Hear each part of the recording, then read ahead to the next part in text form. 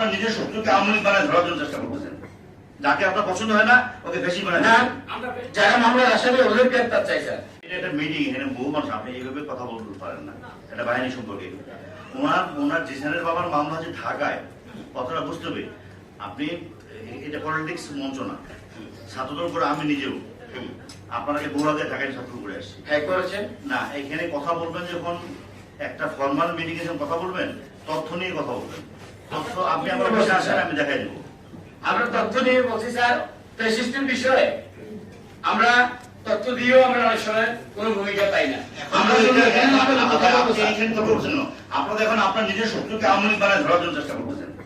যাকে আপনার পছন্দ হয় না ওকে বেশি বানায় যারা মামলার আসামি ওদের গ্রেপ্তার চাই স্যার। আরে মামলার আসামি কাকে গ্রেপ্তার করবেন? আপনি মামলার আসামি, আপনি মামলার আসামি গ্রেপ্তার করবেন না কাকে গ্রেপ্তার করবেন? আপনি এই ফর্মাল মিটিং এর কথা বলছেন কি জন্য? এটা তো তাহলে স্যার কোথায় বলবো আমরা? আপনি আমার অফিসে আসেন।